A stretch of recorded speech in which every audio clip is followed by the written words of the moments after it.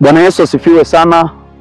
Mwana wa Mungu, mahali popote pale unaponitazama, najua leo utakuwa umeshangaa sana kwa nini hauioni sura.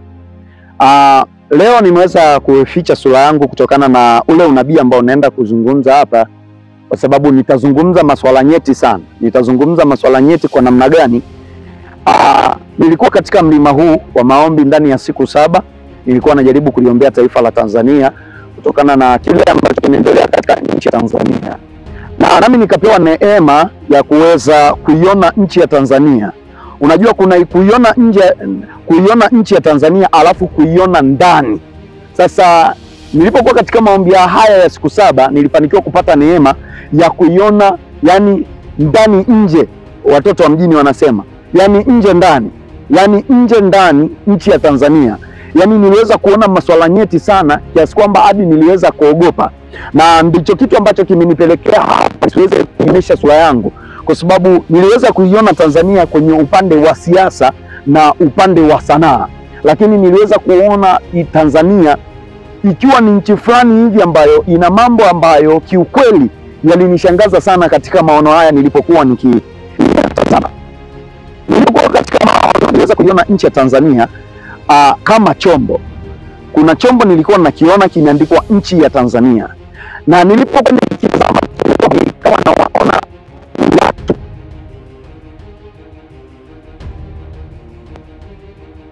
naona watu watu ambao wamevaa mavazi meupe, na hawa kwamba ni malaika katika yale maono ambayo nilikuwa nikiyaona. Na nilipokuwa nikiwaona watu hawa weupe wakiweka vitu, nikaweza kuona ya kwamba wanaweka rasilimali,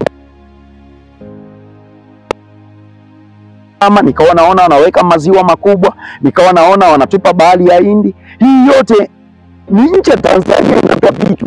Na nilipotafakari naona ni kana kwamba ni Mungu alikuwa anaifanya Tanzania kuwa kama chombo kiteule, na ndio maana aliipa vitu muhimu.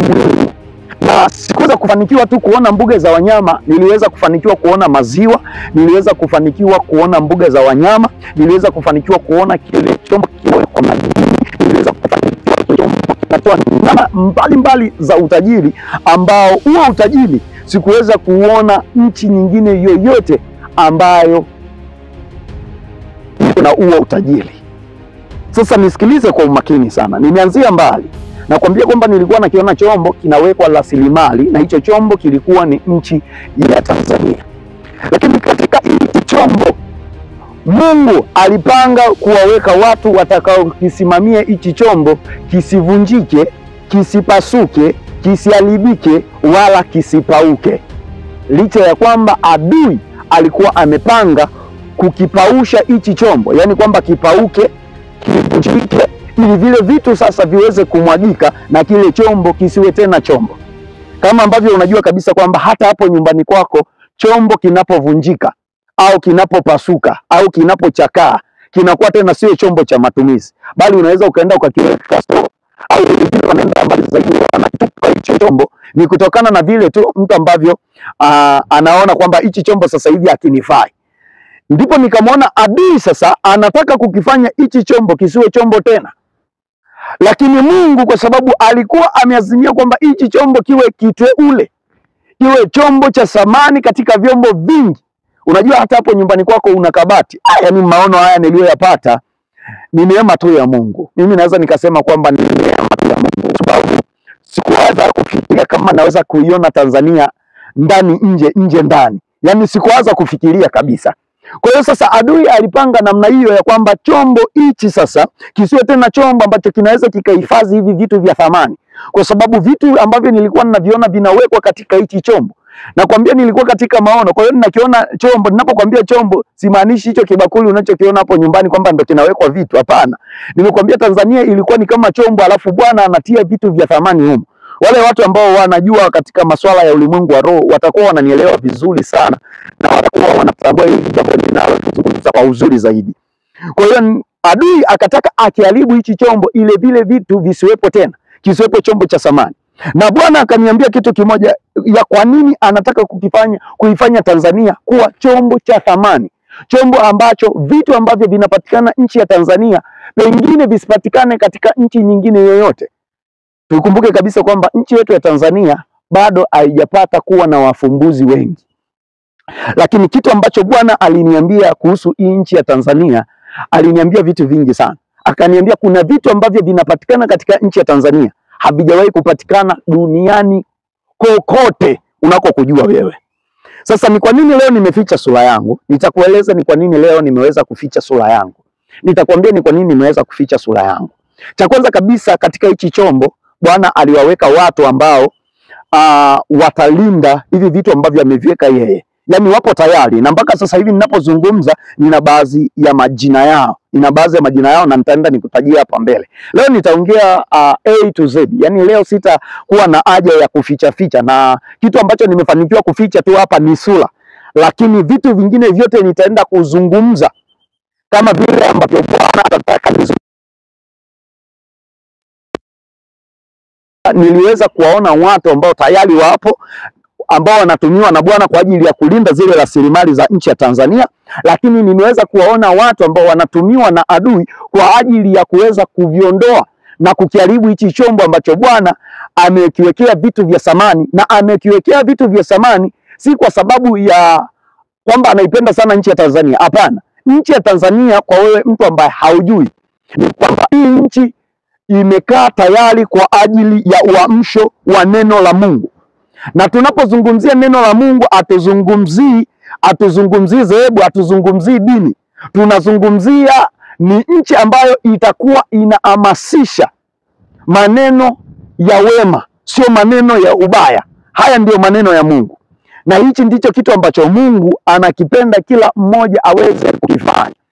Kwa sasa hivi tu habari njema za huyu Mungu aliye hai, lakini bado kuna wakati ambao Bwana mwenyewe amepanga nchi ya Tanzania iwe ni nchi ambayo itasimama katika kweli, itasimama katika kuihubiri Injili, kuhubiri habari za uzima ule wa milele ambao Mungu alikuwa anakusudia kwa kila mmoja. Kwa sasa katika hayo yote, kuna wengine ambao hawajakubali kukaa katika uwepo wa Mungu, wamekubali kutumiwa na adui kwa ajili ya kujaribu hii nchi.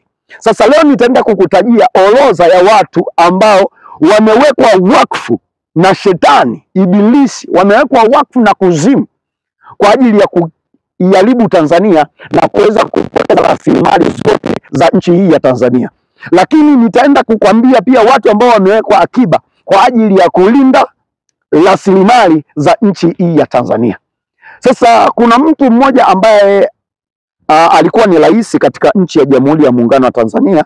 Alikuwa ni mwanaume mcheshi sana, alikuwa anapendwa sana na watu, aliwajali sana maskini, aliweza kuwajali wanyonge.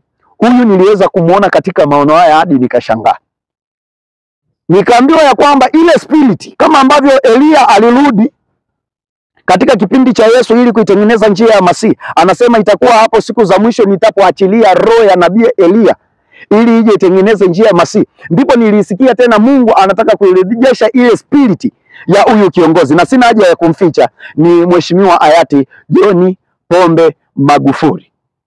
Niliweza kumwona katika yale maono, ni mtu ambaye alifanikiwa kukaa katika uwepo wa Mungu na kuweza kuziprotect mali za Watanzania na kuprotect mali za Watanzania.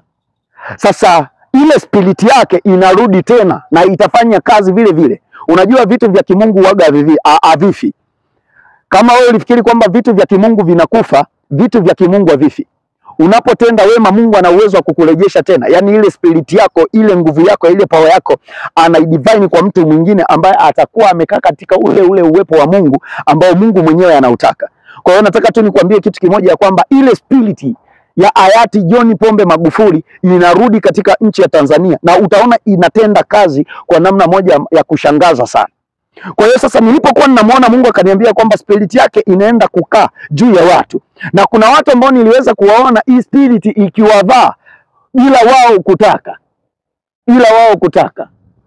Kuna watu ambao si wazao wa nchi hii ya Tanzania, wametokea nchi ya Rwanda, lakini wanaonekana kama Watanzania.